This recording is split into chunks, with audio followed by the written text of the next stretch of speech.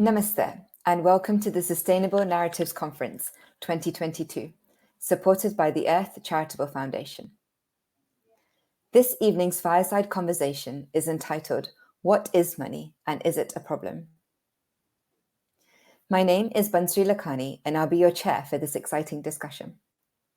Joining us, we have Joachim Book.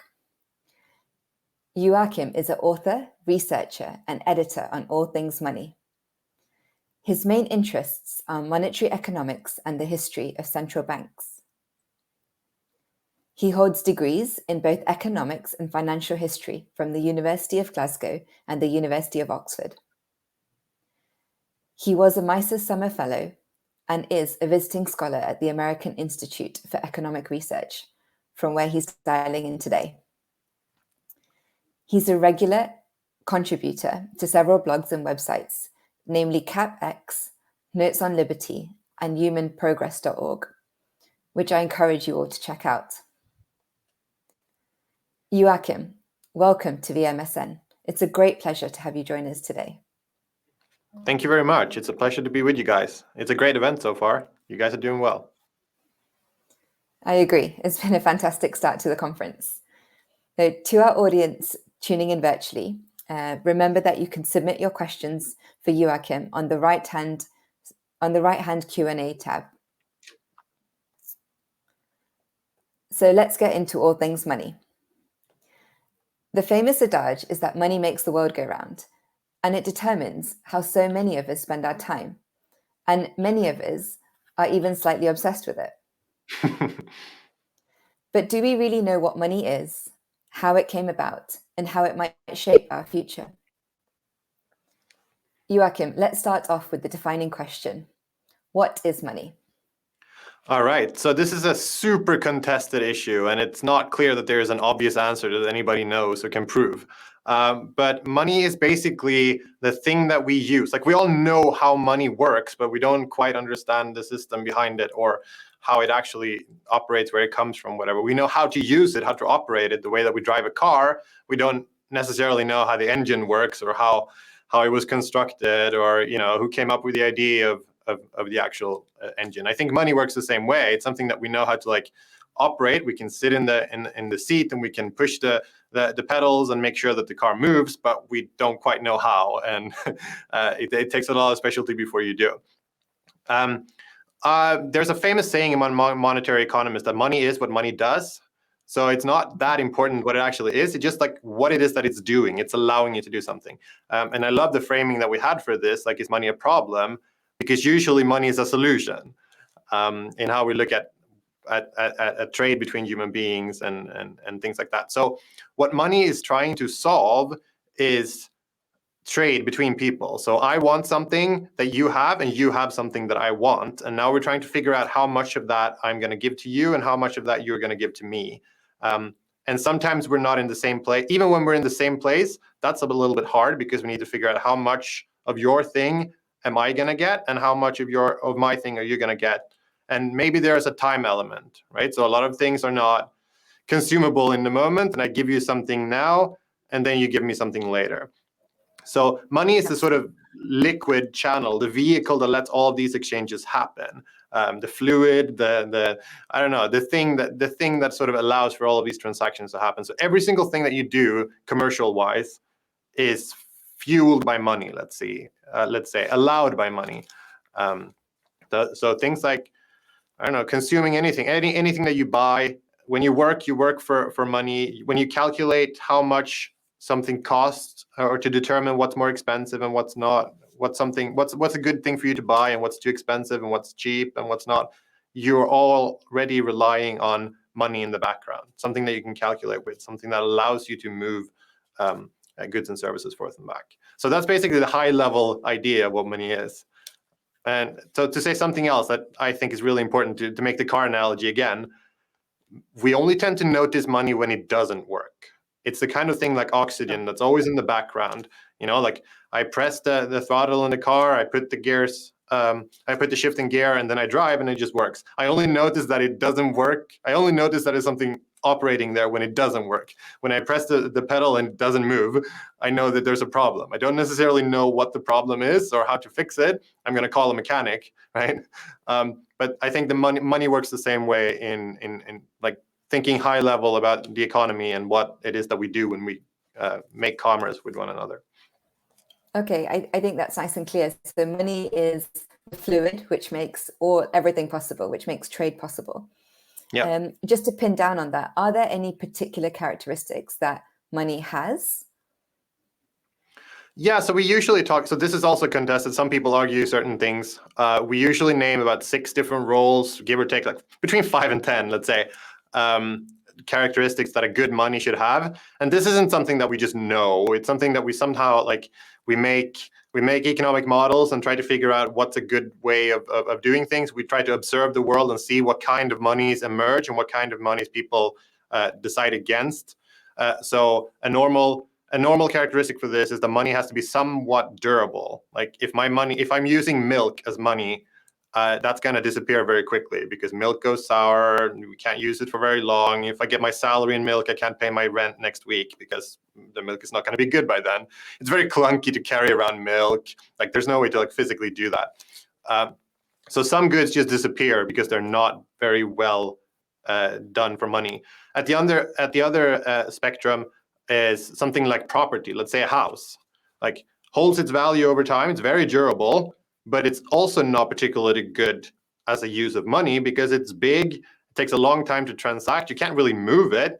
If I want to sell a little bit of my house to pay for something else or get some food from the grocery store or pay my expenses for that day, it's not like I can just carve out a little bit of my house and give them that. It doesn't work. The famous example is if you have an animal and you want to transact with this animal, it's not, if you carve this animal in half, it's not going to have 2/2 of the values. It's going to be a lot less than that, and you can't really use it.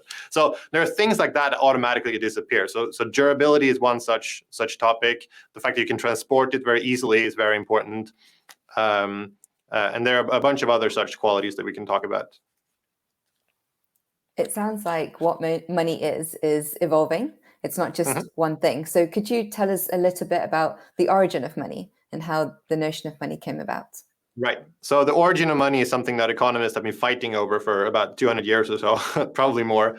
There are basically 2 main stories. One is that it's an evolved emerging order, basically along the lines of what I just talked about, where I have something and you have something and we want to trade, and we figure out that it's easier for me if I move to something in between first. So if I have something that's very, like the house, if I have something that's very hard to trade with, then maybe when I work and I get paid, I take some other commodity that I don't really need, like, I don't know, wheat. Let's say I don't eat any wheat, but I take wheat in payment anyways because I know that my neighbor is going to need it for something. So I can turn around and go to my neighbor and say, hey, here's some wheat. Can I now get what it is that I actually want? Now I used wheat as a money. I used it as an indirect exchange between the things that I had and the things that I wanted to get. If we picture the entire economy as a bunch of those transactions, which I think the economy is, we play that over time, we see how a certain good would develop. Because I can't use milk, not a very good one. I can't use property, but I'm going to use something that's about the same. Every piece of wheat is the same as every other piece of wheat. That's called fungibility. That's one such property that would be very useful.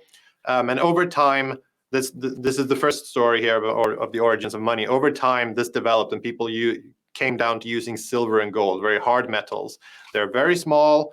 They are divisible. They're easy to transport. They're pretty durable. There are only a finite amount of them, or at least a very limited amount of them, and it's hard to get more of silver or gold out of a sudden.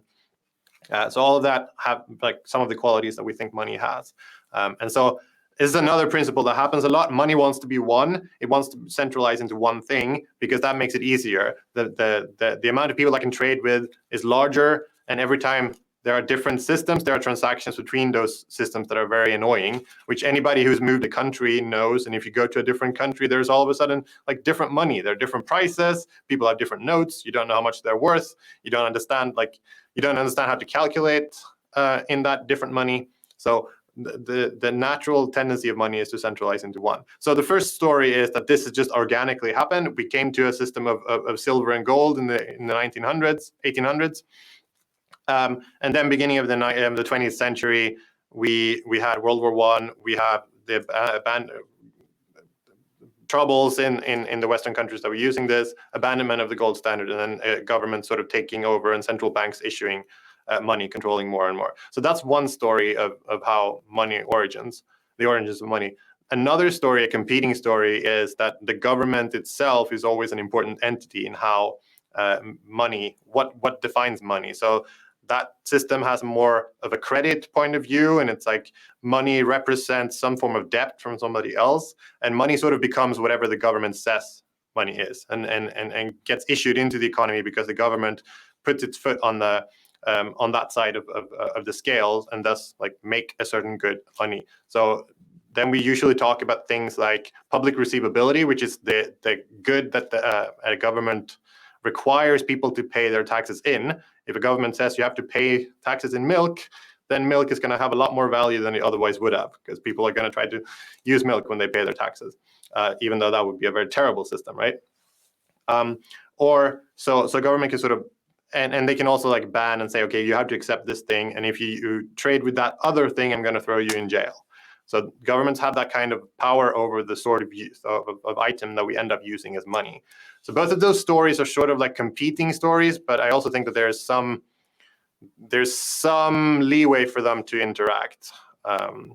And we can definitely see that in history too. Like the difference between gold and silver in the 1800s was definitely relevant. What governments were doing in the 1800s was definitely relevant for the fact that we ended up in a gold standard instead of a silver standard, for instance. So for sure. So those are the two different stories that economists usually fight over when it comes to money. And from the way that money started and the way that money developed within these two stories, over time, where have the key changes been? What are the key evolutionary points on that journey of what money is? Yeah. So there's definitely a key evolutionary point in the middle of 1800s. We usually say 1873 or so, when there are different money blocks. But Germany, after the German-Prussian War, Germany captures a lot of gold from France, and then with all this gold, they decide to move over to a gold standard, and they usually were on a silver standard, and all of their trading partners also move over to gold. So between 1870 and World War I, basically, we have this system that we call the classical gold standard, which is the sort of ideal system that a lot of people look back to, or terrible system if you come from that point of view, where gold is the main money of the world, and it's sort of global, and that's underlying all of the banking relations of the world for most countries at that time, right? And then World War I is a definite turning point, because we go off gold and we have big governments and we wage a total war. We have the same problem in the 30s with the Great Depression, when again we go off gold. Like we've tried to resurrect the system that we had before, and we go off it again. And then we have another one after World War II and after the Bretton Woods system. And I have argued recently that we're in a new one now as well. A couple of small other ones in the early 21st century, in the 2010s, but also the confiscation of Russia's reserves after its war in Ukraine in February this year really showed very vividly to everyone that what you think is your money might not be your money, especially if you're a foreign state that doesn't agree with the main issuer of money, in this case, the United States and the dollar. So these are some of the turning points that I would point to for monetary history. So late 1800s, World War I, Great Depression, after World War II and Bretton Woods. We have after the Great Inflation, I didn't mention that, in the 90s or so, the 2010s, and then maybe now we're looking at some different kind of regime, making it maybe a little too political and a little too current. But yes, that's how you sort of like.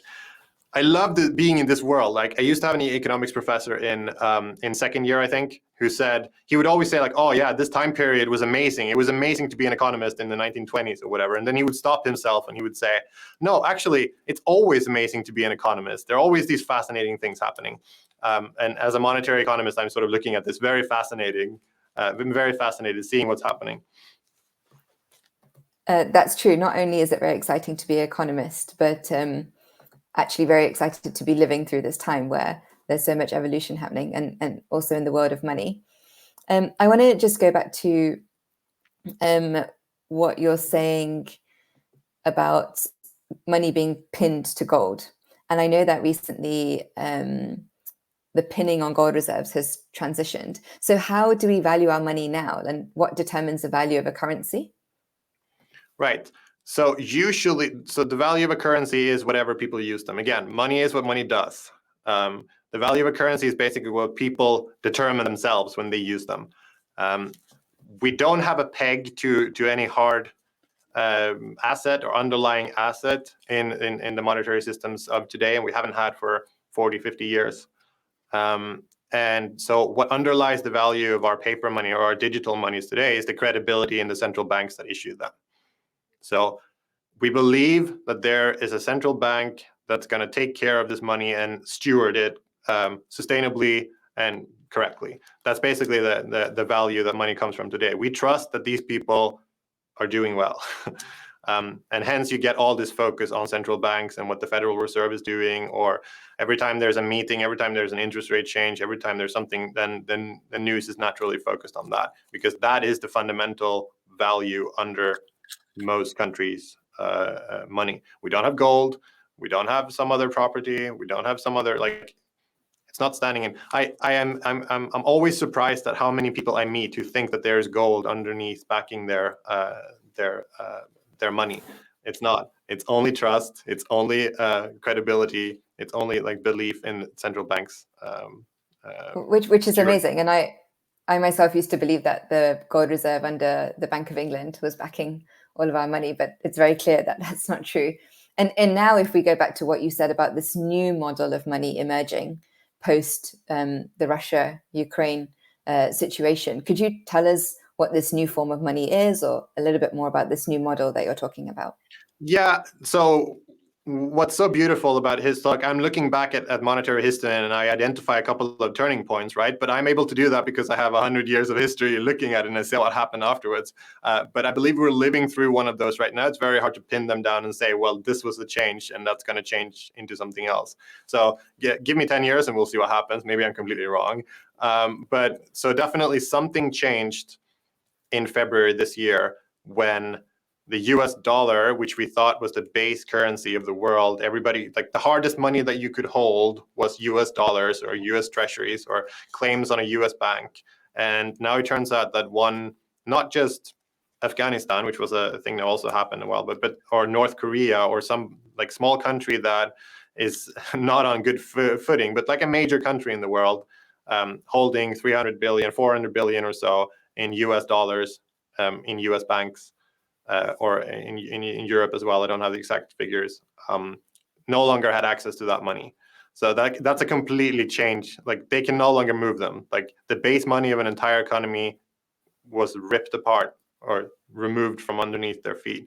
That's a complete game changer, I think, because now all of a sudden Absolutely. every country knows. Like, well, I've been saying this recently a lot. Before China, if China ever decides to invade Taiwan, they're going to get rid of their dollar reserves before. They now know what happens. We've militarized the monetary system. We've militarized the financial system in a way that is probably not good for confidence in the dollar. And it's like, maybe this system has not collapsed yet. It still works, right? There hasn't been a major change, but I think this is the peak of the system, and from here, like there is going to be a multipolar world with different currencies and several different ones operating in different areas instead of just a single global money, basically. And going back to what you said around money being backed by trust. So now this is a huge problem going forward, I imagine. Yeah, I think so. It's harder to trust that the claims that you have on in a bank somewhere are going to be redeemed, and you're going to be able to have them. We've seen some other instances of this as well. People having their bank accounts frozen. The example earlier this year was the truckers in Canada, right? Like then we had the same trouble played out on a retail level. All of a sudden, the money that you have in a bank account is no longer yours to move.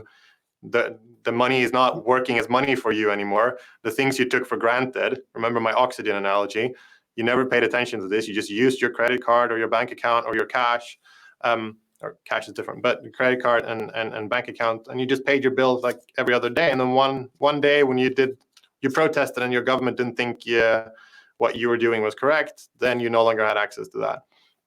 Wow.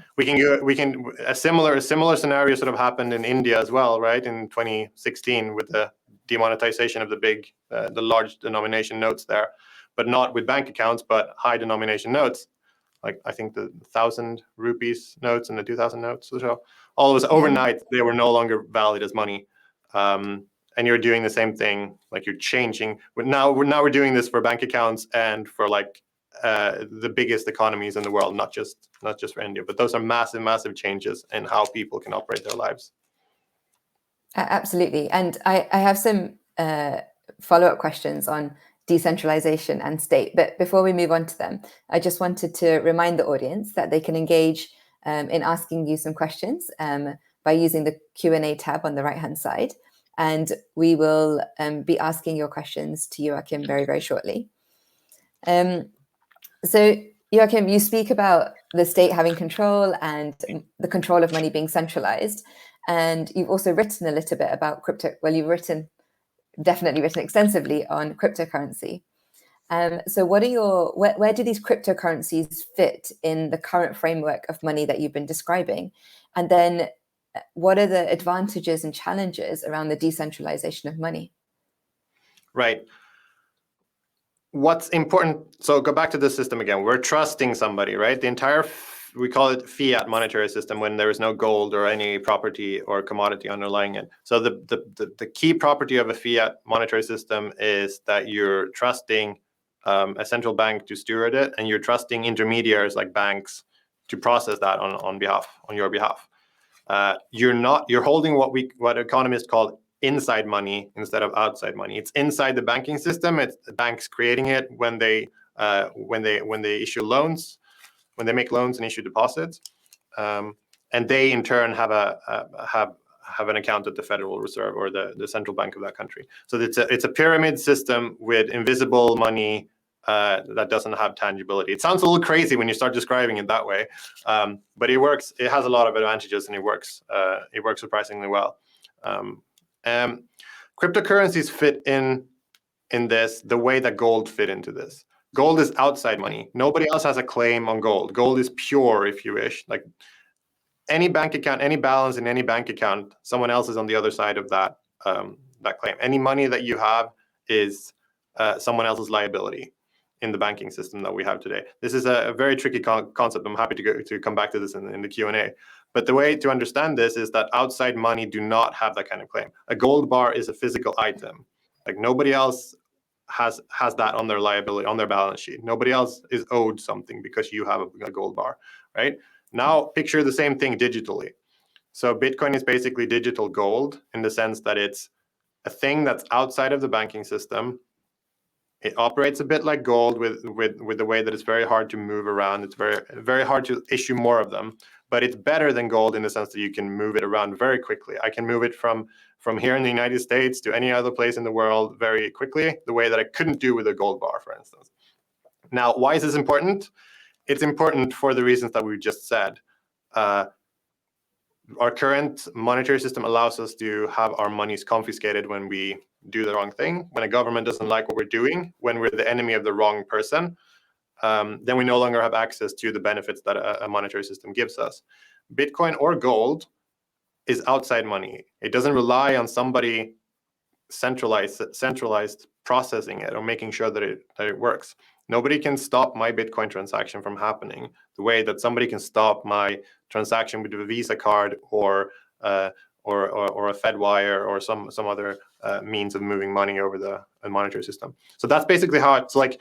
I'm not a Bitcoiner. I'm not a crazy crypto dude. I'm a monetary economist who's interested in like how money works. And I'm very curious to see how Bitcoin, for instance, can do monetary services and how it can work as money. And in your opinion, as we move to a more decentralized system, for example, crypto, does that increase society's trust? in the monetary system, or does it reduce it? I think it does a little bit of both. So there's a technical obstacle for sure that decreases trust because now you don't quite understand what's happening. Yeah. But I think that's a little bit of a mistake, right? Because I don't like, again, the car analogy. I don't think most people understand what is happening in the normal system either. My mother just makes transactions. She doesn't understand how it works, right? Like she's assuming that it's going to work and somebody's taking care of it, right? I think crypto and Bitcoin puts that into the forefront because all of a sudden, before you're using it, you need to understand what you're doing. Like all of a sudden, you have to look at those questions that you haven't looked at because you just assume that someone else is taking care of it. So that for sure is like both an obstacle, but also like helping in terms of like getting more trust in the system. I also think that the current systems are not doing too well. Like we have inflation all over the world, like money is getting confiscated left and right for people who are doing the wrong things. Like something is not working in that system. If you can't trust that the money that you think you have is going to buy you the things that you want, engage in the trade that we talked about, like which is money's purpose, you're losing trust in that system, right? As long as that system works and nobody's stopping you from transacting and nobody's inflating the value of your money and your savings, then you have a lot of trust in that system. When that stops working, which we're starting to see a lot of indications that it might do, you have less trust in that system, and I think like that makes the hurdle easier for competing monies to overthrow. So even if Bitcoin is like a technical hurdle and it's a difficult thing to wrap your head around, and like the dollar value moves around and things, like yes, that's all true, but the current system is getting worse. So you have to sort of balance. At some point, like those costs are worth it. So perhaps it's worth us also investing some time in understanding this new monetary system. But I want to move on to how we think about money and sustainability. So yes. in a dharmic society, wealth and money would be used to reduce inequality and to encourage sustainable consumption. So in your opinion, how do you think that our attitudes towards money need to change if we want to flourish as a society? Right. There are a lot of examples. When you mention these things, there are a lot of like individual initiatives that I've seen that I'm really fascinated by, and I think they're good illustrations of why it's so hard to overcome a monetary system that's already in place. Remember how I said that money wants to be one; it wants to centralize. Yes. Because it makes it easier for us to trade. If we're all on the same network, it's easier for us to trade. If we're all on Facebook, it's easier for us to communicate. If we're all on the same platform, it's the same thing with money, but on a higher level with trade and things. So there are two examples that I want to like mention here. There's one in London called the Brixton Pound, where they're trying to be a private sort of money, and they wanted to circulate in Brixton and want to like benefit local communities and things like that. I love this initiative, and so I went to some place that issued them, and I gave them what they wanted normal pounds for it. I got some Brixton pounds, and then because I'm a monetary economist, I put them like I had this like booklet of nice notes, so I just put it in a booklet and I went home. Right, so that's exactly not what they want me to do, right? Because they want to circulate this locally. Yeah, they want us to spend it, but locally, right? So these notes only work in Brixton or in shops that would allow them to work. And this is one idea to like make sure that money stays in the community and it doesn't go anywhere else, which is a lovely sort of idea. But the incentives are completely like, it doesn't like I can't leave. I can't go pay like my grocery store. I can't like it's very limited in what I can do with it. And so it becomes a worse money for me as an individual. I have exactly the same system here in Western Massachusetts. This is called the Berkshires. This area with the forests around here, and they have something called Berkshires.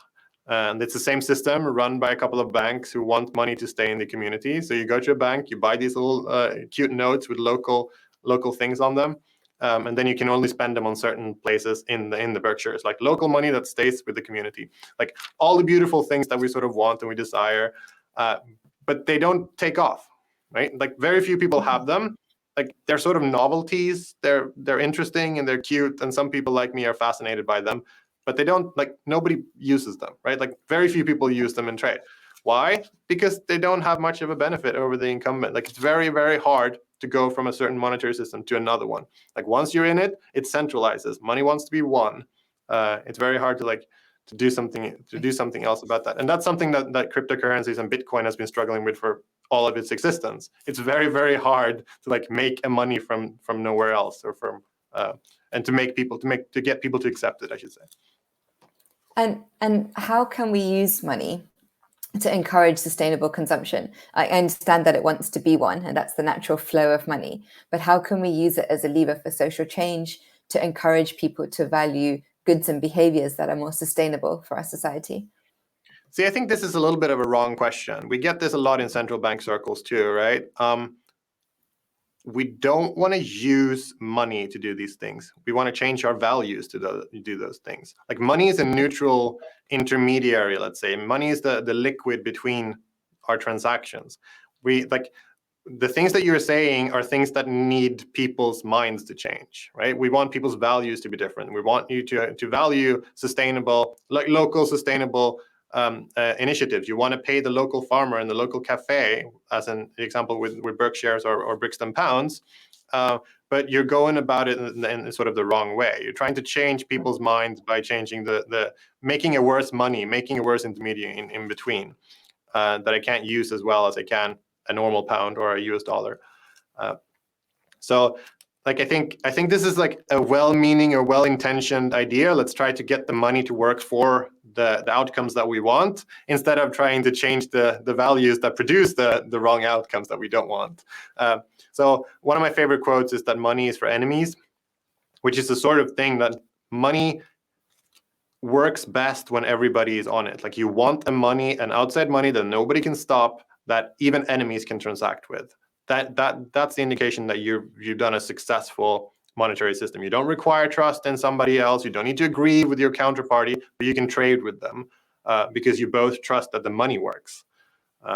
So it's in my view, it's sort of like the wrong way to go about and try to like achieve things with money. And just to point to one example that's like very useful. So the Bank of England is trying to push, there are a lot of discussions in all of the central banks around the world, but especially for Bank of England and the Federal Reserve, they want to use different kind of climate criteria for their lending and how they like the kinds of assets that they buy and how they put money into the economy, which is all, it's great, right? So I don't have a problem with that intention. I do have a problem with how they use the money to do it. It's like, it's probably better if you let other agencies try to forward climate change things, or you let consumers decide what they want, or you levy a tax on something else. Like you don't want to mess with the money and make the issuance of money and the prices in the financial markets different because you have an agenda. Like in this case, it happens to be an agenda that I would agree with, but next time someone else is going to get control of this and then use it for an agenda I don't agree with. So like it's better not to move and not to use money or monetary powers in that way, and let money be as neutral as it possibly can, as apolitical as it possibly can. And then you like do all the political things and all the value changes that you want elsewhere. Does that make sense? Or? Yes, absolutely. I think that's a very, very helpful way of understanding the use of money. So money is what it is. It's about us changing our values and using how we spend it in the shaping of our society. And so thank you for that. I found that very, very insightful. We've got some great audience Q&As that have come through. So I'm just going to move on to them. So the first one that we have is from Ravi Lakhani, and he's asking, if money goes fully paperless, is it likely to turn into a social credit system that will impact our liberties? Yes, absolutely. 4 question marks. Yes. I'm a little bit afraid of this. If you might have heard of something called central bank digital currency. It's something that a lot of central bankers around the world are looking at. I'm originally from Sweden, and Sweden is one of the countries that are always hailed as like an example that they try to like put this into work. Precisely because Sweden has gone paperless. Basically, nobody is using physical notes in their transactions. We're using bank money, and we move it around on phones or with credit cards. So there basically is no paper. So what paper money allowed us, it's a residual from a previous system. Paper money is anonymous. right? Nobody can Yes. see what it is that you're transacting with.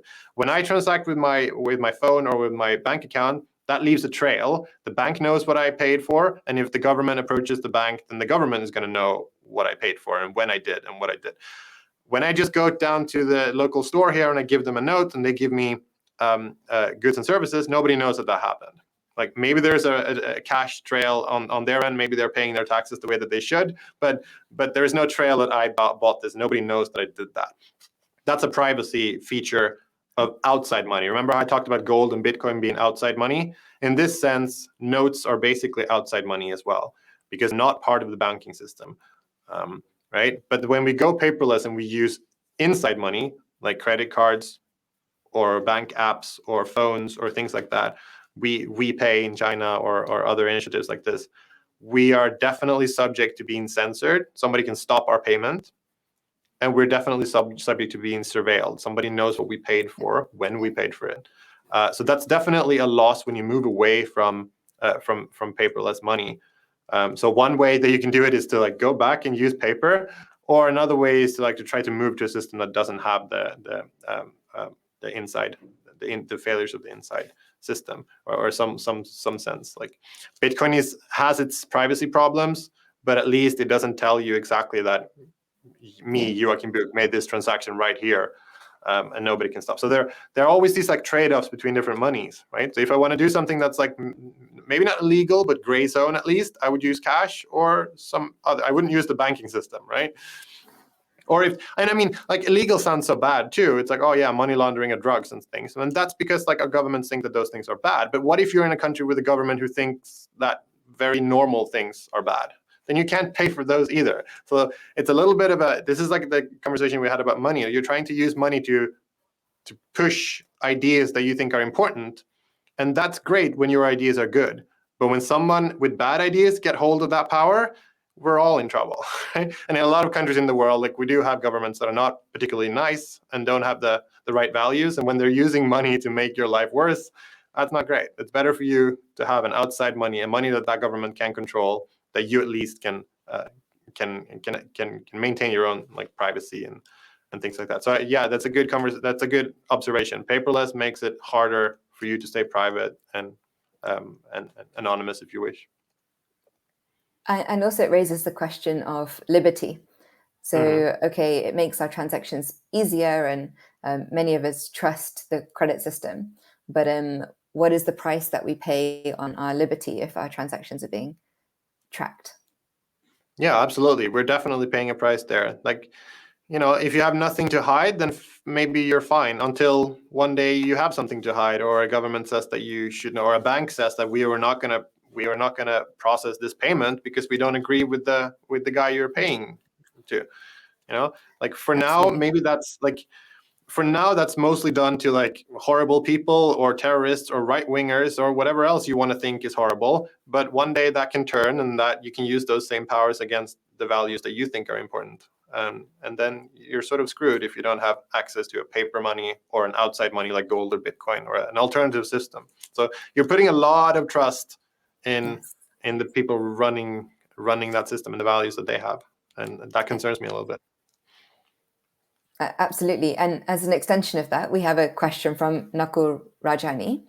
So he's asking, if money is a bundle of legal rights that excludes others from what is mine by the use of government force, then surely the rich, those with the most property, in some sense, actually control the government.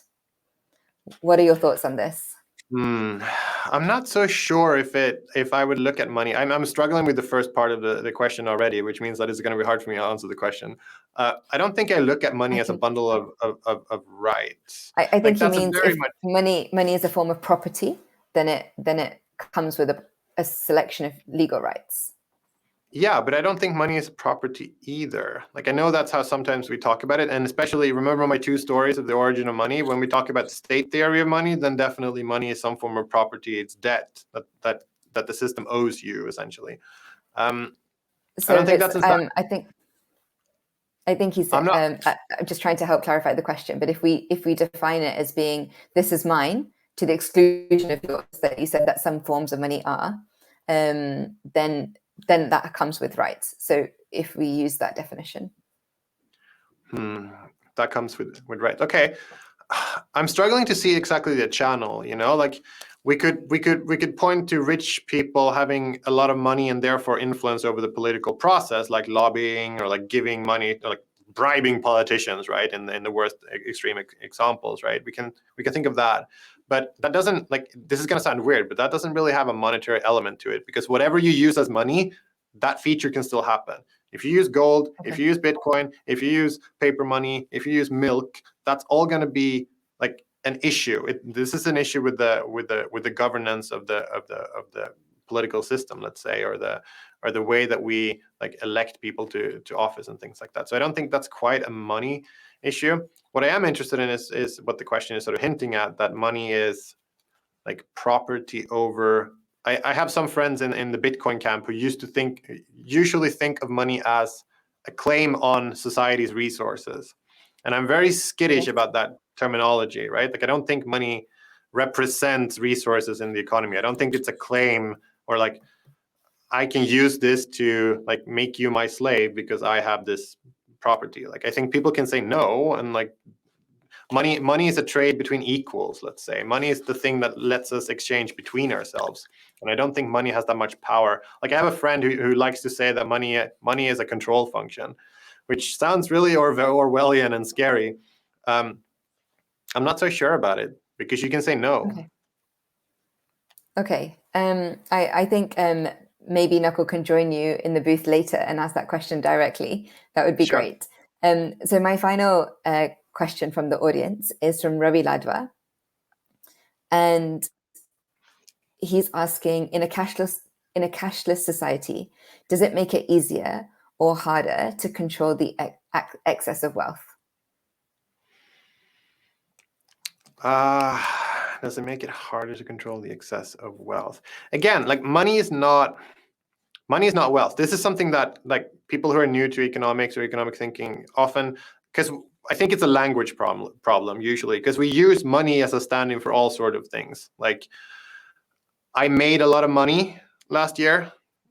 That's income. That's not money, which is a very confusing term. But we say I made a lot of money, or I have a lot of money, or I paid a lot of, like, somebody is rich, they have a lot of money, right? That's how we use the language here. But an economist thinks of assets and income as completely different from money. Money is the element that you use for exchange, right? Like, the example is like Bill Gates is very rich, but he can be money poor, right? He doesn't have any cash on him, Absolutely. right? Like, right, but he's rich, right? So he has assets. So he can probably go to an ATM and probably like get his hands on actual money. So does a cashless economy, in that sense, like, I'm not sure cashless has an impact on the levels of wealth or wealth inequality. I'm not entirely sure. I mean, we do have some examples. So the India example is interesting, right? Like, you have the demonetization of things, because the idea is that you had a lot of like black market or untaxed or wealth that people were holding in cash, and overnight you made that money worthless, or you tried to, at least. So that's a way to confiscate people's assets and make sure that they don't have the black money that they achieved. That's easier in a cashless society. That's a really hard thing to do when you're doing cash, because you don't really monitor where cash is. If there is no cash, then obviously that kind of thing is easier to do. But I think it goes both ways too. If your government is not benevolent, they can confiscate money from the people they don't like, right? So this is playing with fire. When you're using money or the financial system to achieve your ends, you're playing with fire, because it can definitely backfire and go the other way. So like, imagine a cashless society, and you have a dictator who has horrible values, and he wants to steal money from the people he doesn't like. It's very hard for you to escape, because there's a cashless society. There's no way for you to like move your money to. Whereas if you had cash or gold or Bitcoin, you can escape them, in a sense. So I can see that you want to use money for that purpose, but I'm not convinced that it's a good idea. Okay, and you spoke a little bit about the demonetization, and I'm assuming that this was largely done as a way to reduce corruption in a society where. Yeah. Okay. And my final question for you this evening, and it's been a very, very stimulating discussion, so thank you very much for that.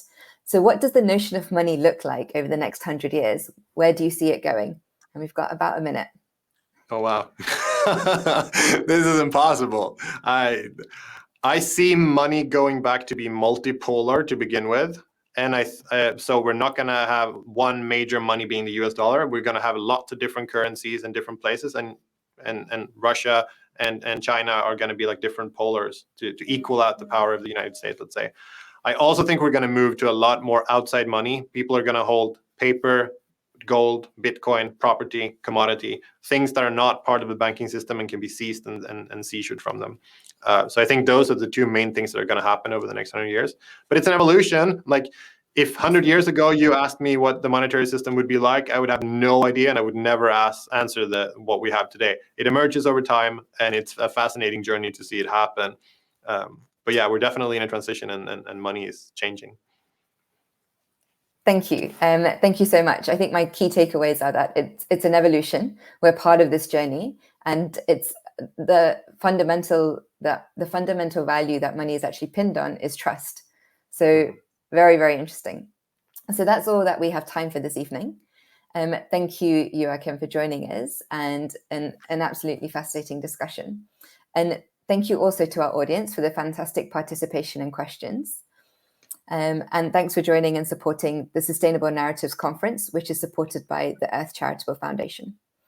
So if you'd like to continue this conversation or learn more about VM or ECF, you can visit our booth on the AirMeet platform or visit our website.